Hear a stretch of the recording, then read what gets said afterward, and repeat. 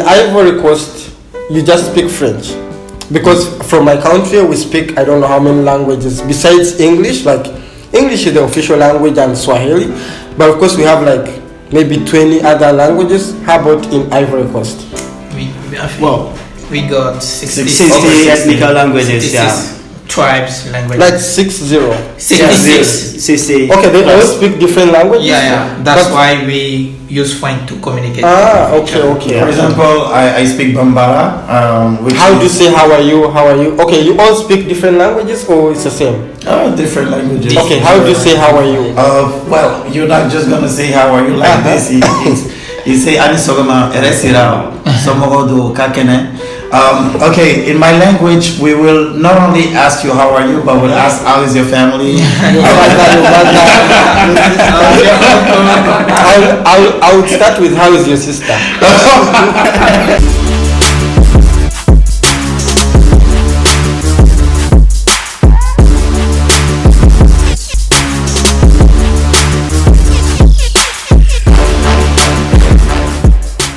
Hello, welcome back to my YouTube channel. My name is Alan, I'm Ugandan, and today we are having Ivorians. Yay! Ivory Coast. Ivorians in Budapest, in Hungary, generally, okay? So welcome back to my third episode, a cup of coffee with foreigners living in Hungary. Today I'm chilling with the big boys from Ivory Coast. And of course they have prepared something typical Ivorian snacks. Yeah. It's called aloko. Yeah. I've pronounced it well, right? Perfectly, Alan. And they have the soup. They made it. Of course, someone is going to. By the way, even before we do anything, can you please tell us what this is all about, like the sauce and how we made it in just 30 seconds. In 30 seconds, pray. Thank you very much, Alan. Okay, so actually this is aloko. It's made from fried plantain, banana, and we actually choose the yellow banana, which is yellow, and then we fry it. We have a little chili sauce with tomato, onion, and some conditioning. So this is typically Ivorian, and we eat it almost around 4 p.m. with friends chilling, and almost every Ivorian love this. Sometimes alongside with a chicken. Aloko. All right. So I'm chilling with the big boys, and we are having a cup of coffee, of course, with snacks. So before we do anything further, I'm going to let them introduce themselves, their names, and where they come from in Ivory Coast. I will start from this side. Hey guys, my name is Abdul Karim Fadiga. I'm actually also Ivorian, and I was born in Abidjan, which is the capital city. But from my father's side, I'm kind of like from Touba. Touba is in the northern western side of Ivory Coast, and it's kind of bordering with Guinea and Liberia. So this is where I come from, actually. Hello guys, my name is Michael, and mainly I refer myself to coming from Marcory in Abidjan. Marcory. My name is Alan, and I'm not from Ivory Coast. So I'm George. I'm from the east part of Ivory Coast, like the border with Ghana. I was born there. I grew up in Abidjan, the capital. Thank you so much for your introduction. So if you have not watched my previous 2 episodes, I first did one with Ugandans because I wanted to bring everything from Uganda, and then we go like that. And then the next episode was with the Kenyans. I think this is my latest video. Today I'm with the Ivorians. So we are going to be sharing some things from Ivory Coast, the culture, the food, the language, everything. And then of course we come to Hungary. How is the culture in Ivory Coast different from the one in Hungary, and how is it related? How are the people? So because we have all lived here for a couple of years or a couple of months, we will see. So I'll just go straight to my good friend Abdul. I've known Abdul for a couple of years from India, and then we came here I found him here, I was like, okay, this is cool. Yeah. So, according to the research, I think Ivory Coast speaks the best French from Africa. I think Ivory Coast is the France of Africa. Well, that's good. Yeah. Well, I appreciate already the words you say about Ivory Coast being that place where we speak good French. Yes, of course, we do speak good French. But also, from my background, I would say we have also an influence with our own type of French. There's the Ivorian French, there's the Senegalese French, there's the French from Burkina Faso, from Togo, depending not only on the accent but also the mix with the languages that we have on our own, our different mother tongues. Of course, people in the streets and everywhere, most of the people speak French. At least you will be able to communicate in French if you're able to speak French. But then we have that French in Ivory Coast that even the French people may find it difficult to understand. This is not the Nushi, but our accent. For example, I would say a sentence in French from France, and I will do it in a French from Ivory Coast. Hold on to that. Okay, let's start with the greeting. Okay. How do you greet in Ivorian French and France French? Okay. Well, for example, we say bonjour. Okay. For Ivorian, they will also say bonjour. But for example, to make it quite understandable, let's say, for example, je vais manger. This is from France. Je vais manger. It means I'm going to eat. Okay. Okay. But in the Ivorian way, we will swallow the word. We will be like, okay. Je vais manger. You Like we swallow. Yeah. We make it very short. Yeah. Okay. So it's just like comparing. Women sweating now. So you see, if I say you man money to a French guy, it would be like you man money. Okay. But that's what it is all the time. And if you have to be in Ivory Coast to really feel it. Mostly in the big cities like Abidjan, Bouaké, and everything. But even and this is our culture, I think. Whenever we go, we see an Ivorian.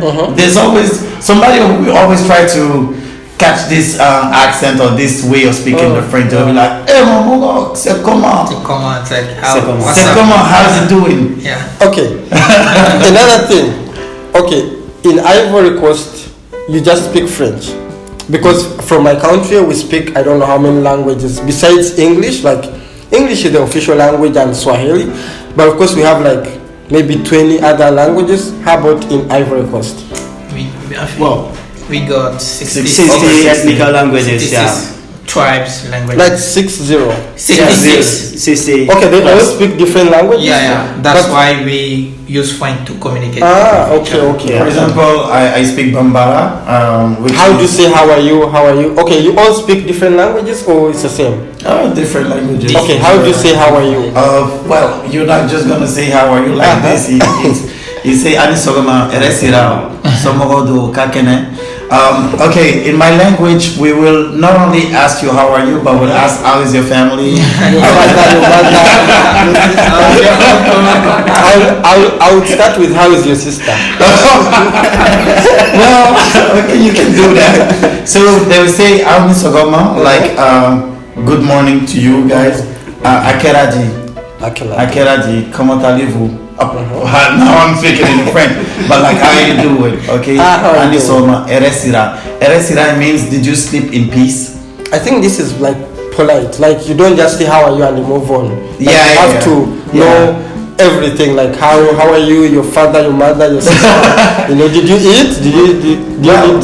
Because when you see somebody, you want to make sure everybody's okay. Because if there's nothing, if there's something wrong with somebody in the family, then you gotta know about it. So I think What do you say? Well, I mean that's pretty much the same. If somebody's asking like how are you, they are genuinely interested in knowing. Like I've known in some cultures where they ask just for the sake of asking. But this is like really how are you doing? Like are you okay? Are you okay? So you have to start the conversation going on. And what about you? And also be at least if you haven't seen the person for some time, get to see what is going on with this person specifically. Oh, and from your side? From my side, it's mostly the oldest person asking the question: how's your father? How's your mother? How's your studies? Are you a good boy at home? This kind of question. Do you make trouble? Yeah, they want you to be so perfect. So yeah, when they meet you, they ask you this type of question. And they say something to your father. Say something to your father for me. Yeah, something like that. Yeah, basically. Like Nigerians. Yeah. Please tell your father that I said hi. Yeah. I mean, this is actually a West African culture thing. And for my language is very close to the Ashanti in Ghana because we share the border with Ghana, so we have similar words and sometimes we understand each other. Talking about because actually I didn't know that you guys have different languages. I just thought it's French. That's it. Period. Yeah, we have many. And how is the culture? French is the communication, The communication. like everywhere, but then in our various families we have our own languages and And talking about the languages and how is the culture there? Like how unique is the Ivorian culture in terms of food, in terms of dance, in terms of like what would you point out in terms of Ivorian culture compared to other cultures like in the neighborhood? Actually, there's no big differences with the countries that surround us. It depends on the area. For example, you will see that people living in the northern part of Ivory Coast have the same culture with the people from Mali and Burkina Faso because there are direct link or direct connection between those people. Of course, because we separated the countries, so that's why you will see that the dresses are kind of the same, the music, the food, even the body appearances. You will see. I think you won't even like identify. Like if I came, I wouldn't know that this one is Ivorian. This is from Cameroon. Well, there are still some slight differences, but what I just want to point out here is that we do have connection with the surrounding countries. For example, as he was mentioning, with the people from the eastern and southern side, they're mostly connected with Ghana, and because there's a history about it with Abla Poku, the queen, who left because of war, etc., and came to Ivory Coast and then settled. And we have the people like the Akan, Which are part of the Akan originally from them. We have the same dress, like traditional dress with Ghana. We look like same, very same. Is it Kente or Kente? The traditional dress is very same, look same with Ghana. So because we share the border. I mean white Borders. people. But, And there must be like a lot of interracial relationship. Like are they called interracial or mixed relationship? Well, we don't put it as a racial thingy. We just say, okay, intertribal. I mean, we have to note that also before, like George was mentioning, like the countries there were empires. Like we have the Empire of Mali, of the Gold Coast, and all these things. And after there were the borders. Some people were like, okay, I'm originated from Ghana, but find myself in maybe Cote d'Ivoire or maybe Saudi countries. So the culture is similarly the same. For example, for my grandmother, from my mother's side, she lives in Ghana. She speaks English. She doesn't speak French. So because before we were one people, one tribe. So after colonization, they put the border, so they separate the people. So this is Ghana. This is Before it was Gold Coast. It was Gold Coast. And then there's one particular thing about Ivory Coast. It's about the connection between the tribes and how we tolerate war, how we tolerate disgrace, how we we solve issues between the tribes. For example, we used to call it I forgot this thing in French. Well, it's a kind of for example, I'm from the western side, northern western side, and we have the Yakuba, we have the Dan, we have the Bete, we have the Guru, etc., etc. But then, if for example, let's say Yakuba has a problem with a Senefu, which is another tribe, the person to come in between is going to be a Mauka. because I am supposed to be the referee, the peacemaker in this, because of the history, because of the connection. So I will be the one to come and say, hey, this and that, and they trust me because this is my job in this kind of relation. For example, if there are funny stuff like, for example, if there's dead corpse that we have to bury, who's maybe a Mauka dead corpse that we have to bury, and he has to cross a Yakuba village. Funny thing, a Yakuba can come and say, okay, before you cross my village, you have to pay something. Yeah. Really? Yeah. And it can block all the cars and stuff. And if you don't pay, you're still there because of what? Because of this relationship we created between the different tribes, and which actually creates a kind of safety for peace anytime in Ivory Coast, which is so beautiful. And I don't think we find it in many other countries, but I think this is a very particular thing in Ivory Coast.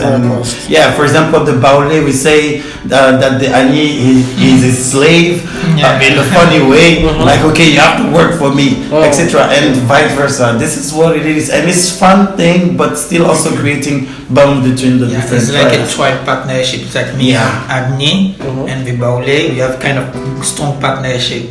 So if I meet someone from this tribe, we feel already close. Because of this partnership from our ancestors. I see. Yeah.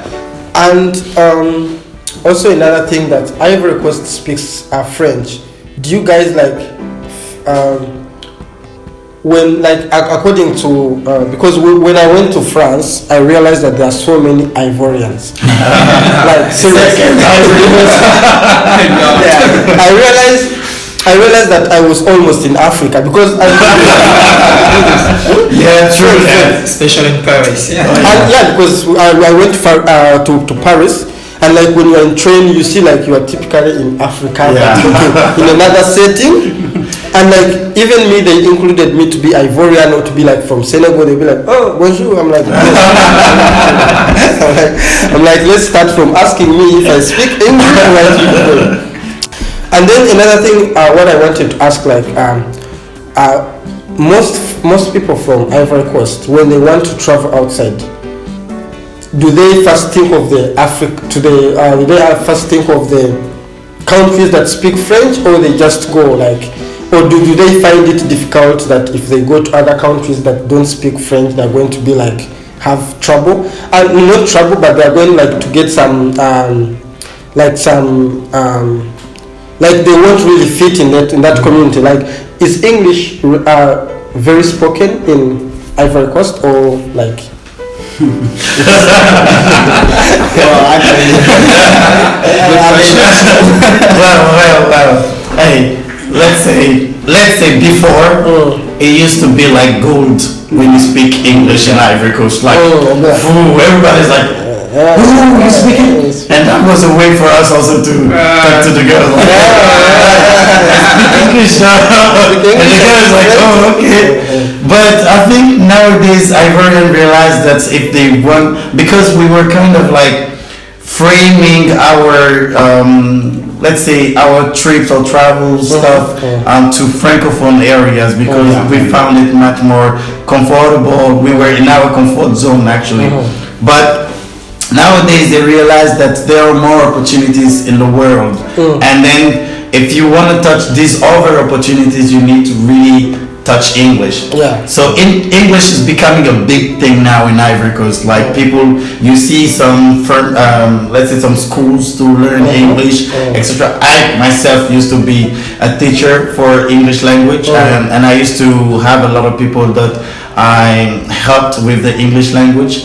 With the American Corners, it's a culture center where you can really try to improve the English language by your own, etc., or but with the help of the instructors. But it's becoming a big thing for us to learn the language. Still, we are kind of like it kind of like coming to you as if it was HIV. Do you speak English? Oh, what? Yeah. I prefer French for now. The thing is so difficult. Yeah. They think English is I think. Even we study at school because we study for math. we don't practice, so the thing is so complicated. Yeah. Imagine in the classroom. Okay, that's the past again. But when the math teacher comes, etc. Okay, when the French teacher comes, etc. There's a lot of people in the classroom. But when the English teachers come in, there is somebody in the classroom. They all gone. And I think that's way back now. People are realizing like, okay, English is very important, and Even recently our national miss, she participated to the miss, and she speak good English because she studied in United States. The people, they were amazed. Oh wow, she's smart. She speak English. For me, I'm here. She's normal. She's Right. But in the country was like a big thing. Oh, she speak English. She's so smart. No. Okay, so how did you learn English? I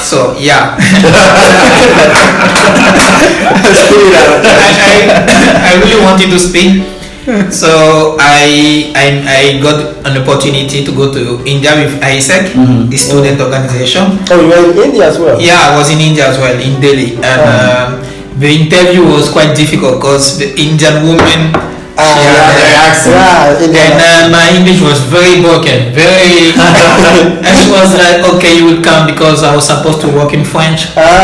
So I really learned English in India. It was difficult the first 6 months because Indian accent it was. Yeah, and like I think it wasn't like the best way like to learn. And after that I wasn't satisfied with my English level. Then from India I went straight to Egypt for another internship for 1 year again to improve the English. And after Egypt, I got a better. Now you're a pro.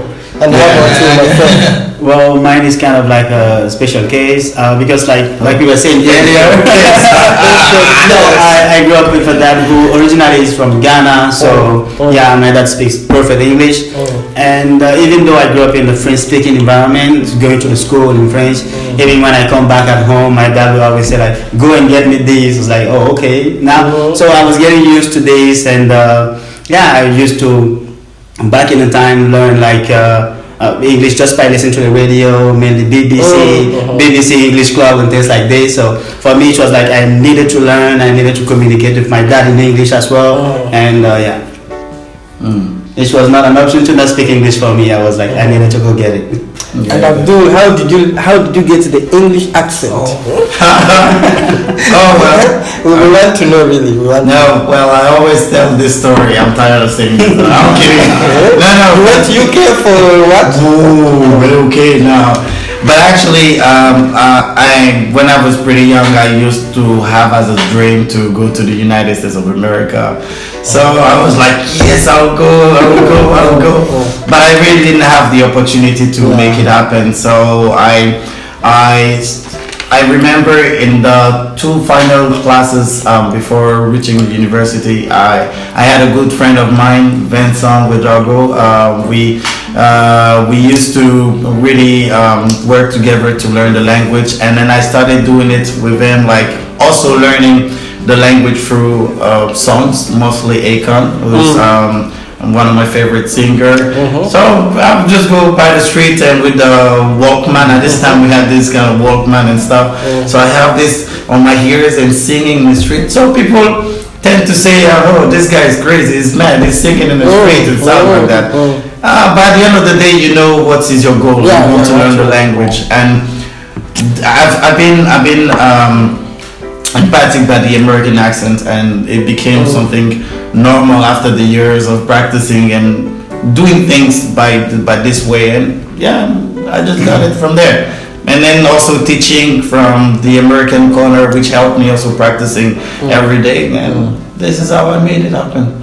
I think for people who are from French-speaking countries and environment, I mean, in the beginning it's kind of like at least as far as I can relate, if you are speaking English and it's not perfect, like people will tend to laugh at you, even though they are not able to speak it. Yeah. But for me, it was like, okay, no way, I'm not gonna hold on to that thing, because at the end of the day, the people who are laughing at you are not able to speak. So I learned this from the English speaking mindset, that if I make a mistake, the person in front of me, if the person knows better, will correct me. So I just went on speaking, and then okay, boom.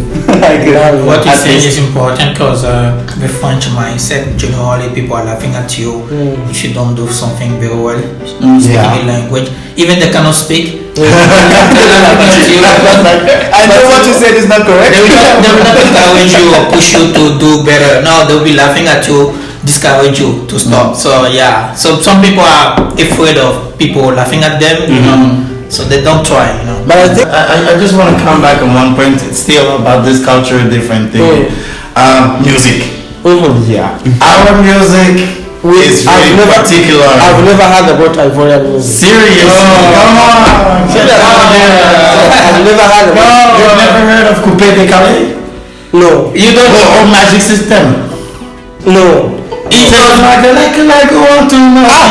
Imagine there's a World Cup song, the last World Cup. It's Ivorian. Yeah, of course. It's from Ivory Coast. So everyone knows that song. Yeah, but it's from Ivory Coast. Okay, now I know Ivorian music. Well, okay, yeah, it's from Ivory Coast, but still there's this typical Ivorian type of music called Coupé de Calais, which is a pretty fast way of dancing. Most of those songs are kind of fast, or you really need energy to dance on those ones, but they're really fun.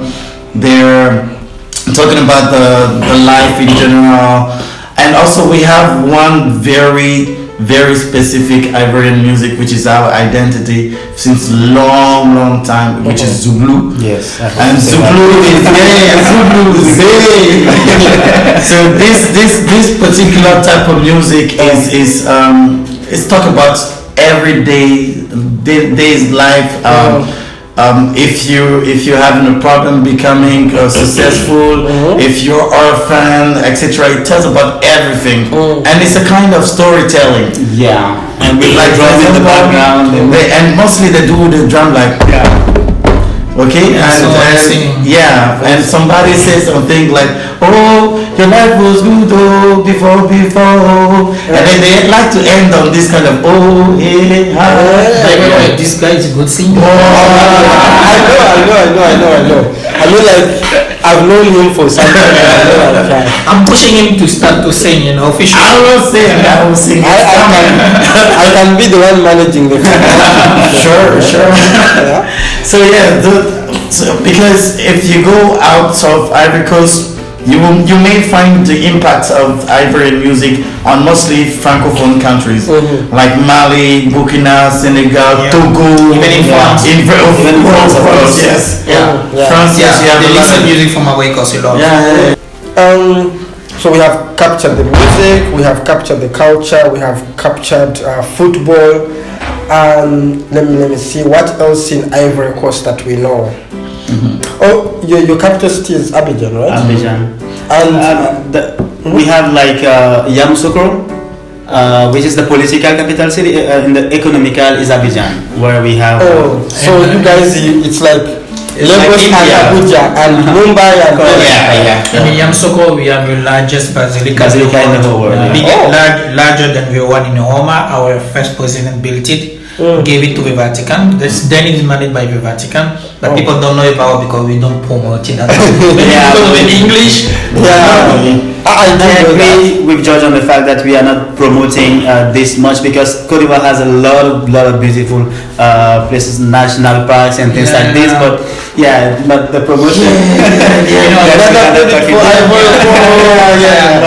Now let's. Okay, you go ahead. I got this feeling too when I was in India doing my internship.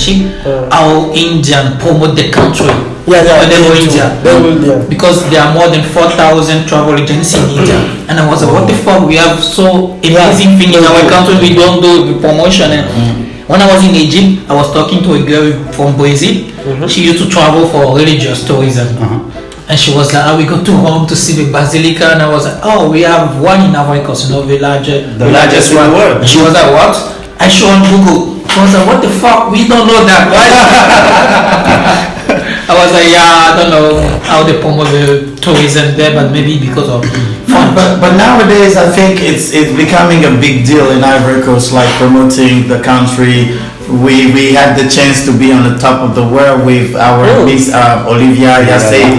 Yeah, I mean, we have a chance now because of football, Miss World, something. Yeah. But when they go to like tourism event, they go to France mostly, in Paris. I mean, they should or sometimes to Madrid also to Spain. Dubai. Now Dubai, because of Drogba. They take Drogba to go to Dubai. Drogba is an ambassador for a lot of things in Ivory Coast. I mean, whenever you go, And he's learning English. yeah. If you ask, and somebody may ask you, where is Ivory Coast? You say, did you Drogba? Actually, yeah. And you know, a funny thing happened to me. I was when I was leaving India to Egypt.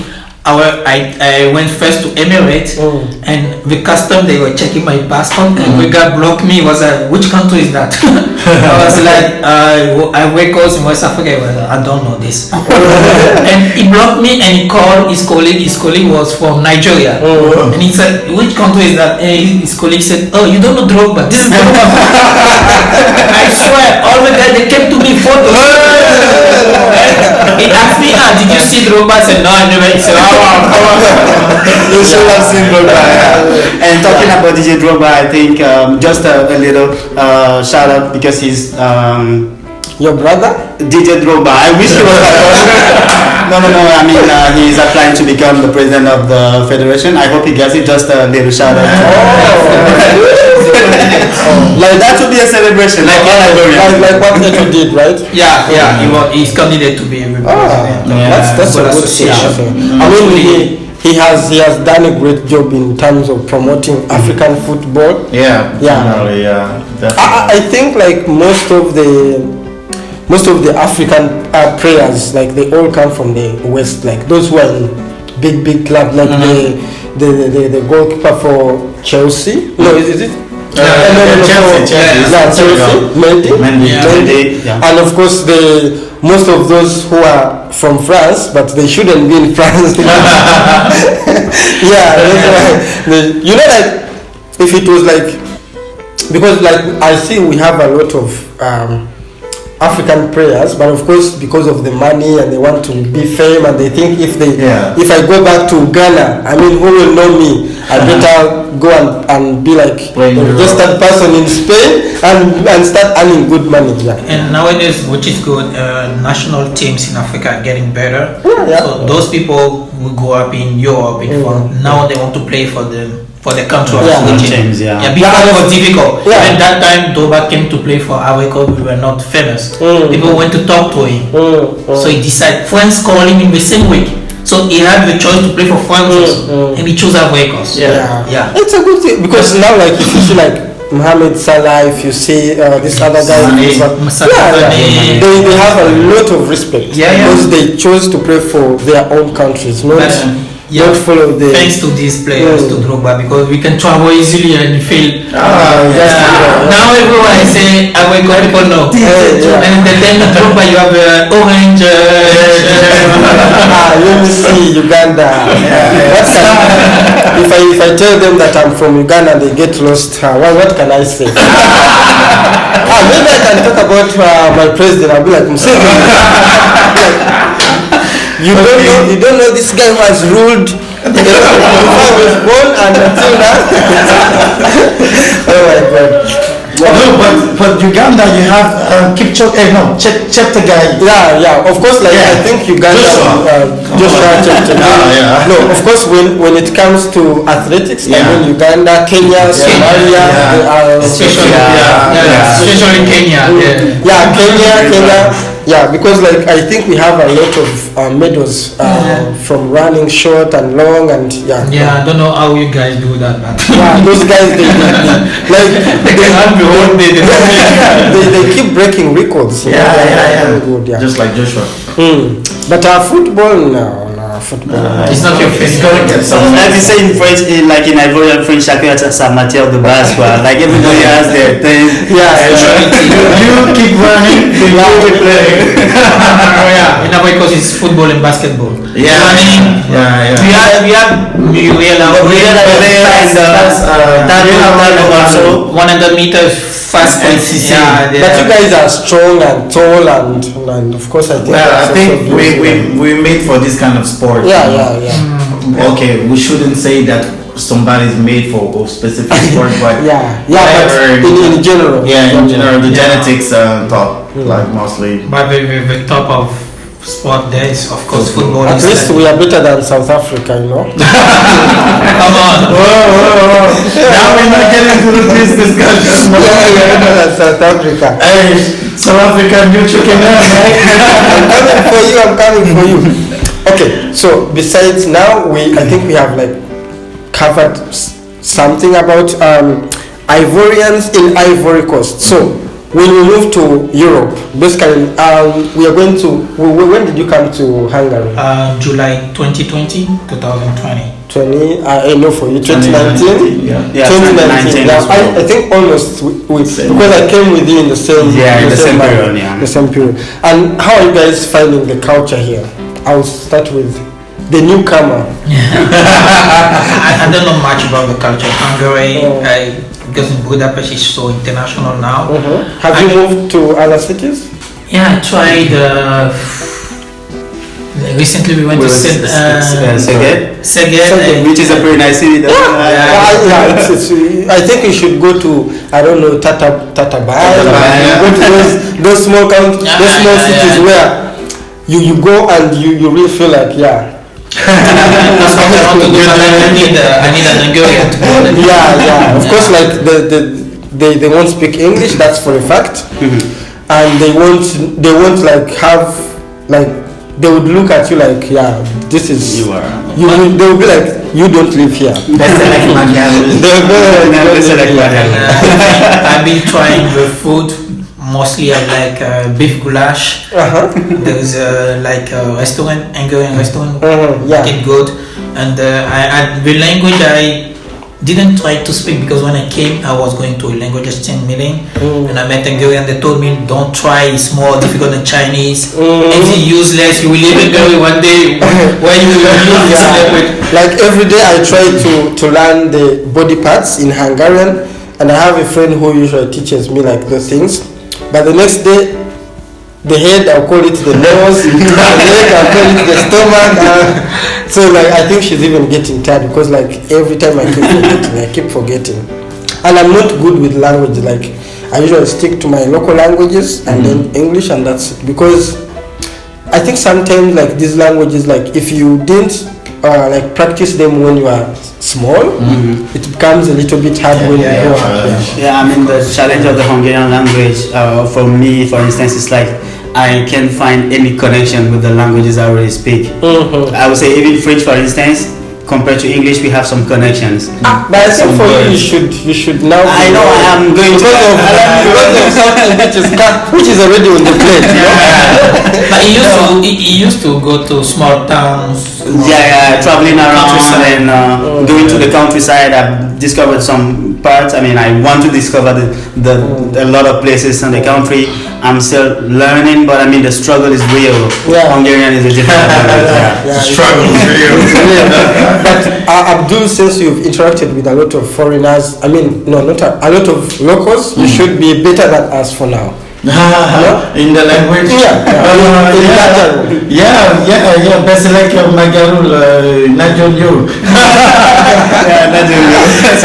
No, but I think this country has a lot of positive stuff. Like it's a beautiful country. There are beautiful cities. Let's say Budapest. Let's say Page. Debrecen. Miskolc. Also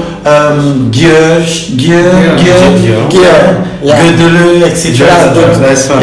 Saint-Andrew.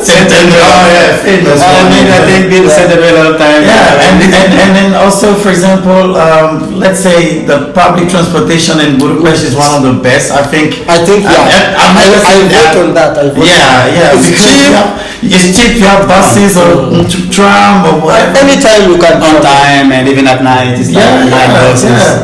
And it's true. And I think that's most of the positive stuff, like the architecture, the buildings and stuff, the land, the villages, etc. It's beautiful, and still even in the villages you have public transportation, which is affordable for anybody who doesn't have any car or whatever, or the cycling way. In the city, for example, Budapest, you can really cycle easily, just like being in Amsterdam or any other kind of Western European country.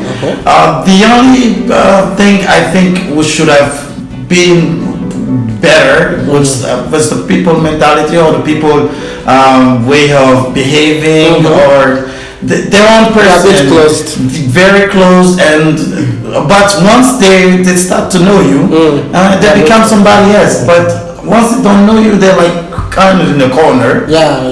Which is understandable, but we are happy people. We like to share the happiness around everybody, right? So it's always a good vibe. I mean, on that note, like from what I've seen, I mean, being in Hungary for like around 3 years now, Hungarian people are like, okay, of course, Hungarian people are close, but once they get to know you, I think they are the most open people. They want you to try all the foods. They want you to, of course, talking about palinka.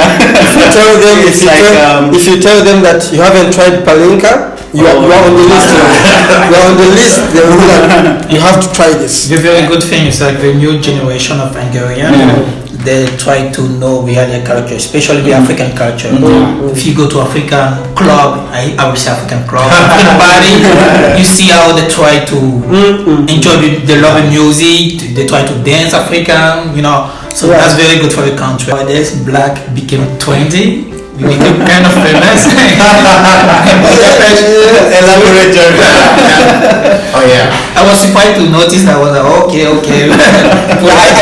I think before the war in Ukraine, we were not that numerous. Like you can walk and maybe 1 kilometer after you will see one black person. But nowadays, every 200 meters you see we are becoming in every corner. I'm like, boy, is it Paris now or what? And more black people walking here. I think Budapest is really like you can't say you have no African friends, because like everywhere, like you go in a company, you find people you've worked in a previous company, people you went to school with, people you've been like, and of course like these groups on Instagram, on Facebook. I think someone who's an African who's black and is not proud of himself or herself, then I don't know, because like we are really special people. Like, actually special people. If you realize that, if you realize how special you are, then yes, it's a good and also what is interesting, in summer, for example, with the Ivorian community, we generally gather and then share something, like with lots of Ivorian food and acheke. So you're invited very soon. Acheke, which is also something very specific from Ivory Coast. I mean, we call it, we have a special dish we call garba. Garba actually is a noun coming from Niger. I think it's a pretty famous family name, but actually it's garba is made with acheke. Acheke is if you want a kind of couscous, but made with cassava, and cassava is a tuber that you find mostly in this region of West Africa, and we grind it, we cook it. Is it the pounded yam? No, that's a different thing. So you grind the cassava, you dry it, and after you put it on top, and then you have a big pot with water that you steam it, and it becomes like couscous. It's very small like this, and then you have tuna that we fry. And then we eat it with onion and spice, like the one we similar to this, the African chili. We cut it in pieces, etc., and then you mix it. Hey, and then and I think what they really like about black African in Hungary, more generally in Europe, that is that we are really welcoming and really warm, you know. Yeah. They really like it, you know, because they used to be, as you said, cross or cold. We used to be warm and well. If you go to Ivory Coast, even they don't know you, then Yeah, I think that's the best thing with African culture. Like we everywhere you go, like you won't feel like, oh, I'm a Ugandan, I'm in Ivory Coast and I'm getting like no. I think for us, like that's the best thing, like in the world, like welcoming people, open-minded, like we are hospitable, like we can, like that's like, even if when we don't know you, you still get food, you get water, you get where to stay, and which is something which you can't find in any other continent. Really. Really. Someone has to first know you, get to know you, and then now you can start talking. Do you want to go out? Do you want to do it? Like the first time I met you was last Saturday. I went to me, is you Yeah. allowed there? Today is the second time I'm but we look as if we have no. I was like, you do TikTok, right? TikTok guy. I'm not famous. I'm just but guys, thank you so much for sharing your stories, sharing the Ivorian culture, and thank you for the aloko. I think you guys should leave this here. No, you should leave this here for just for documentation, you know. Should leave this here for documentation, so that I know that okay, I hosted Ivorians, and you know this is evidence. Thank you guys for watching. I hope you enjoyed our conversation. I hope you have learned something from Ivory Coast. If someone say that I'm from Ivory Coast, at least say that okay, I know Aloko. Aloko the best. Or you know Drogba.